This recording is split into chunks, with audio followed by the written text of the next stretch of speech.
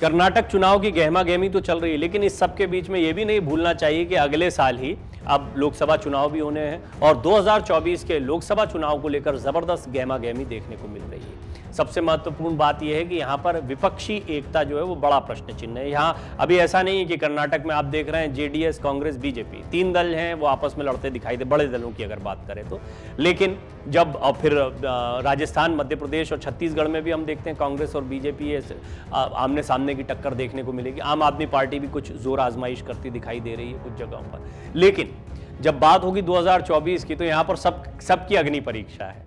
यहाँ पर ममता बनर्जी, यहाँ पर समाजवादी पार्टी, यहाँ बहुजन समाज पार्टी, यहाँ नीतीश कुमार, यहाँ पर टीआरएस, मतलब पूरे देश में जब चुनाव होगा तो इन पार्टियों को अपनी ताकत मजबूत करनी होगी। विधानसभा चुनाव में आप देख रहे हैं कि कांग्रेस की अपनी दावेदारी है, लिहाजा यह तय माना जा रहा है कि कांग्रेस अपनी ताकत बढ़ाती है। राहुल गांधी को जिस तरह से प्रोजेक्ट कर रहे हैं तो आने वाले दिनों में विपक्षी एकता को लेकर एक मंच भी तैयार हो सकता है। इसको लेकर हालांकि इन चुनाव से पहले ही कवायद तेज हो गई है। तमाम राजनीतिक दल इसकी कोशिशों में जुटे हुए हैं, कोई इससे इनकार नहीं कर रहा है, इसकी जरूरत महसूस कर रहे हैं।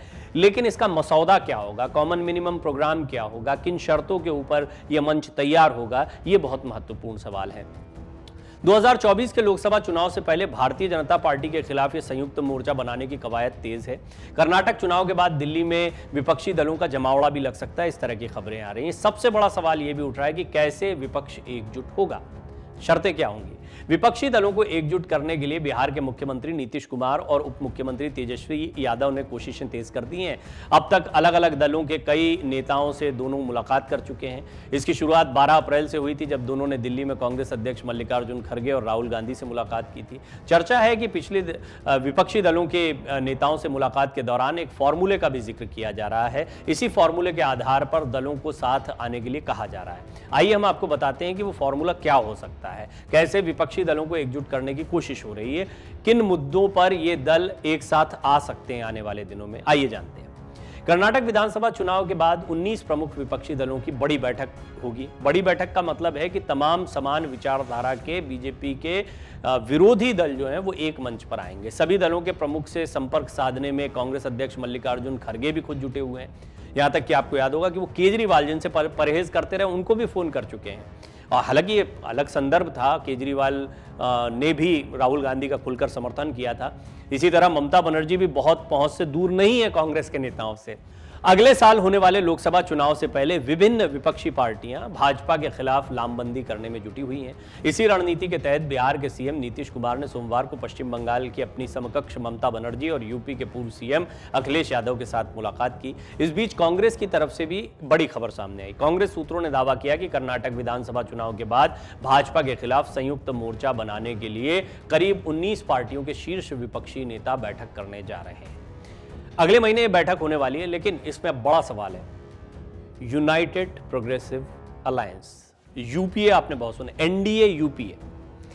एनडीए की स्थिति में अब आप देख लीजिए बीजेपी कांग्रेस हो रहा है, क्योंकि एनडीए में बीजेपी सबसे बड़ी ताकत के तौर पर उभरी। ताकत का मतलब है अपने दम पर सरकार बनाई, पूर्ण बहुमत बीजेपी अकेले ले आई, तो बाकी के जो दल हैं वो बहुत मायने नहीं रखते उनका। हालांकि इन दलों को साथ में रखा गया, लेकिन सभी जानते हैं कि जब मिलीजुली सरकार होती है तो जो बाकी के दल हैं उनकी अपनी ताकत होती है।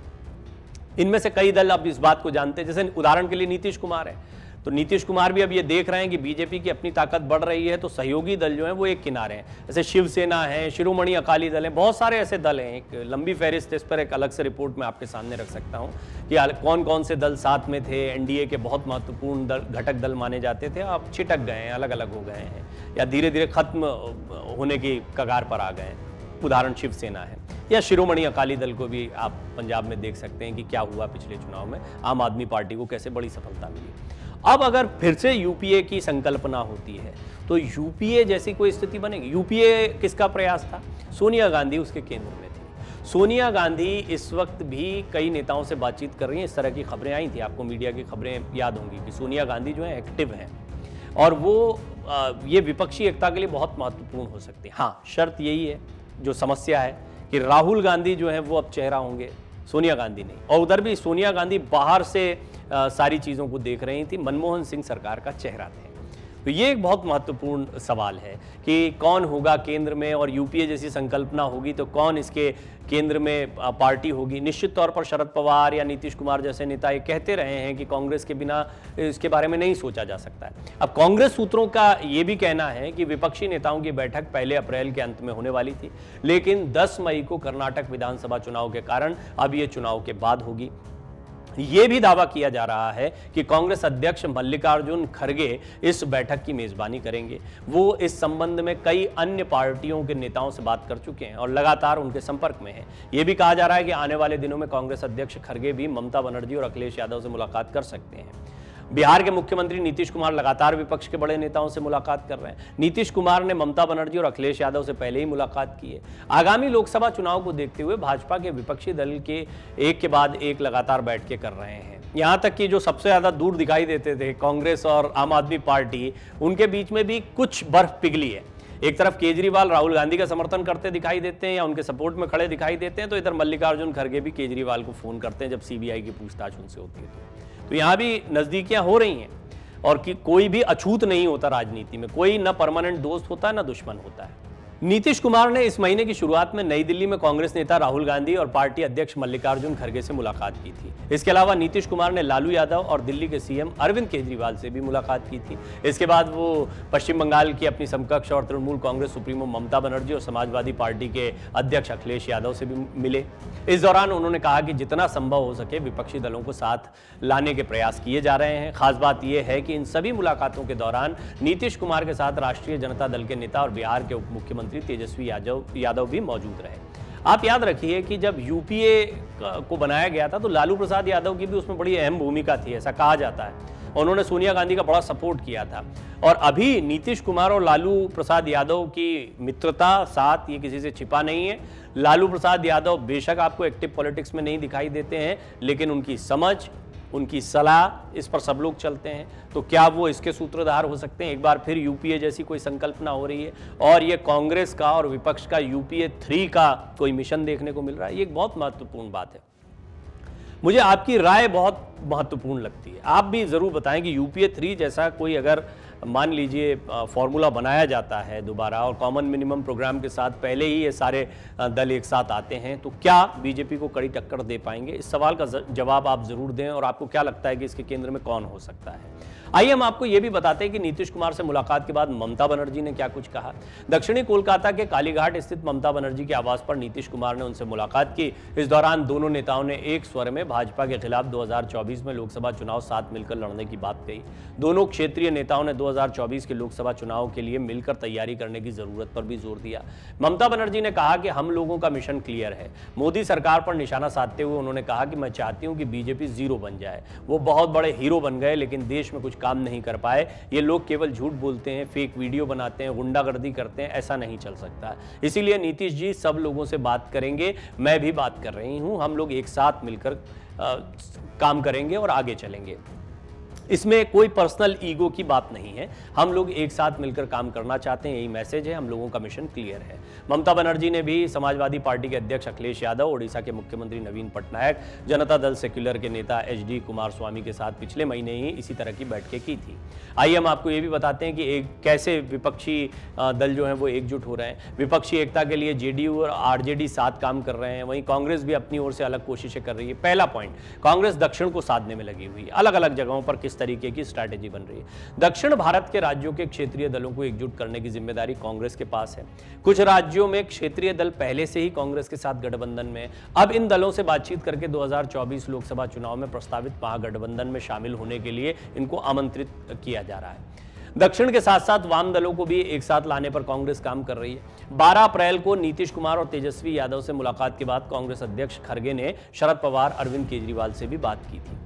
JDU RJD का फोकस उत्तर भारत पर है। नीतीश कुमार की अगुवाई में JDU और तेजस्वी यादव के नेतृत्व में राजद उत्तर भारत के विपक्षी दलों को एक साथ लाने में जुटी हुई है। खासतौर पर आम आदमी पार्टी, समाजवादी पार्टी, तृणमूल कांग्रेस, ये तमाम दल जो हैं यहाँ पर ज्यादा ताकतवर दिखते हैं। नीतीश और तेजस्वी इनको इकट्ठा करने में जुटे हुए हैं।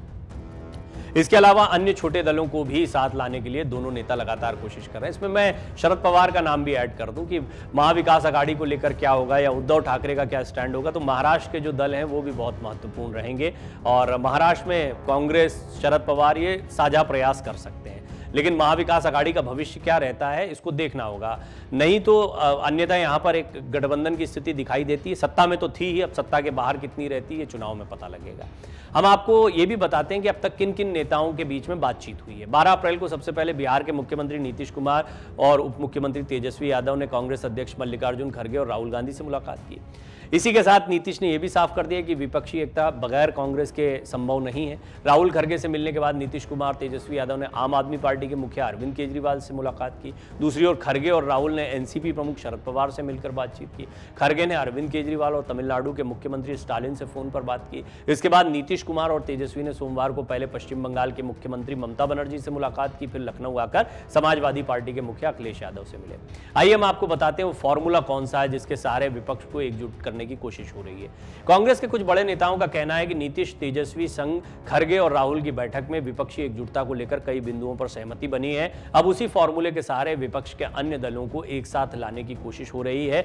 इस फॉर्मूले पर अंतिम मुहूर्त तब लगेगी जब एक साथ सारे विपक्षी दलों के नेता बैठक करेंगे।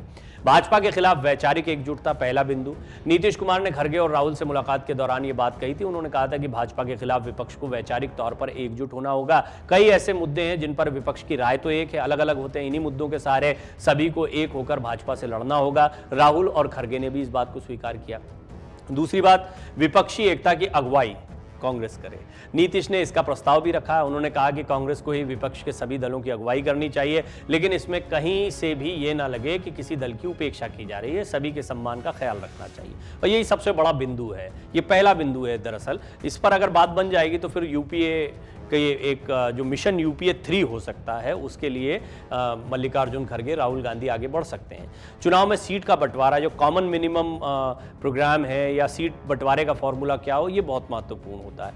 नीतीश ने कहा कि चुनाव के वक्त जिस पार्टी का जिस भी राज्य या क्षेत्र में दबदबा हो वहां उसे लीड करने दिया जाए। मसलन बिहार में आरजेडी जेडीयू का प्रभाव है, ऐसे में यहाँ की ज्यादातर सीटों पर इन्हीं दो पार्टियों के उम्मीदवार उतारे जाए। इसके अलावा अन्य पार्टी जिसका भी कुछ जनाधार हो उन्हें भी कुछ सीटों का मौका दिया जाए। इसी तरह यूपी में सपा को ज्यादा सीटें दी जा सकती है। राजस्थान, छत्तीसगढ़, हिमाचल प्रदेश जैसे राज्यों में कांग्रेस लीड कर सकती है। जहां विवाद की स्थिति बने वहां आपस में बैठकर मसला हल किया जा सकता है। आइए हम आपको बताते हैं कि कौन से हैं वो दो मुद्दे जिन पर विपक्ष की एक राय है। विपक्षी दलों पर जांच एजेंसियों की कार्रवाई पहला मुद्दा। सोनिया गांधी, राहुल गांधी से लेकर केसीआर, तेजस्वी यादव, उद्धव ठाकरे, ममता बनर्जी, अरविंद केजरीवाल, कई मामलों में ये लोग फंसे हुए हैं। ये एक ऐसा मुद्दा है जिसको लेकर सभी दलों की राय एक है, सभी ने इसके खिलाफ सरकार पर हमला बोला है। दूसरा, अल्पसंख्यकों का मुद्दा। विपक्ष ने लगातार आरोप लगाया कि सरकार अल्पसंख्यकों के खिलाफ काम कर रही है। सरकार पर सांप्रदायिक होने के भी आरोप लगाए गए हैं। ऐसे में इस मुद्दे पर भी विपक्ष सहमति बना सकता है। तो ये एक एनालिसिस मैंने आपके सामने रखी है। आप देख सकते हैं कि यूपीए 3 का मिशन पूरा करने के लिए किस तरह एक फॉर्मूले पर विपक्ष आम सहमति बनाता दिख रहा है। सांसदी जाना और बंगला छिन जाना राहुल के लिए आपदा में अवसर का काम कर सकता है। यूं तो चर्चा है कि वो 10 जनपद शिफ्ट हो चुके हैं, लेकिन कई राजनीतिक विश्लेषकों को लगता है कि राहुल के लिए ये एक बड़ा मौका है और उन्हें कोई और कदम उठाना चाहिए। दरअसल राहुल के मुद्दे को कांग्रेस जमकर कर्नाटक में भुना रही है, लेकिन यह बात सिर्फ हाल के चुनावी दंगल की नहीं है, बल्कि राहुल के लिए 2024 की बिसात के लिहाज से भी यह अहम कदम हो सकता है। और वो कदम क्या है उस पर हम बात करें उससे पहले इस कदम के महत्वपूर्ण होने के दो बड़े कारण समझिए। पहला कारण है राहुल को मिलने वाली सहानुभूति और दूसरा बड़ा कारण है जमीन से जुड़े होने का एहसास अपने कार्यकर्ताओं और वोटर्स को करवाना। ये वो कमियां रही हैं जिनको बीजेपी ने राहुल के खिलाफ जमकर भुनाया है। उन्हें युवराज कहकर संबोधित किया गया तो साथ ही जनता में पीएम मोदी की अपेक्षा उनके प्रति रुझान भी कमजोर रहा। इसकी बड़ी वजह है इमेज मेकिंग। पीएम मोदी की इमेज एक जमीन से जुड़े नेता की है और उनके संघर्ष की कहानी को बीजेपी ने जमकर भुनाया है। अब यही अवसर राहुल गांधी को सजा मिलने के बाद मिला है। हालांकि राहुल भारत जोड़ो यात्रा के बाद से ही अपनी इमेज को बदलने में बहुत हद तक कामयाब दिखाई देते हैं। वो और उनकी पार्टी भी इससे खासे उत्साहित दिखाई देते हैं। अब यदि राहुल इस स्थिति को बरकरार रखते हैं तो 2024 में उन्हें बहुत हद तक फायदा हो सकता है। इसे बरकरार रखने में सांसदी जाना, बंगला खाली करने की स्थिति बनना उनके लिए फायदे का सौदा हो सकता है, बशर्ते वो इसका इस्तेमाल सही तरीके से करें।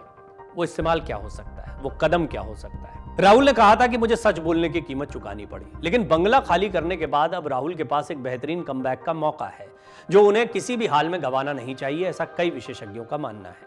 लुटियंस से हुई ये विदाई ही दोबारा उनकी लुटियंस दिल्ली एंट्री की राह आसान कर सकती है। साथ ही साथ राहुल विपक्ष का सबसे मजबूत चेहरा भी बनकर उभर सकते हैं। सोनिया गांधी 2004 से जनपद के अपने बंगले में अकेली रह रही हैं। जब से राहुल गांधी सांसद बने और उन्हें खुद का बंगला मिला, मां के साथ रहने के बजाय राहुल यदि एक दूसरा कदम उठाते हैं तो जानकारों के मुताबिक यह उनके लिए फायदेमंद साबित हो सकता है। राहुल गांधी को 2024 के लिए न सिर्फ खुद को बल्कि कांग्रेस को भी मजबूत करना है। 2014 के चुनाव से लेकर आज तक प्रधानमंत्री नरेंद्र मोदी को अपने चाय वाला होने की बात से फायदा पहुंचा है। मोदी ने चाय वाला होने की बात कहकर आम जनता से एक रिश्ता बनाया।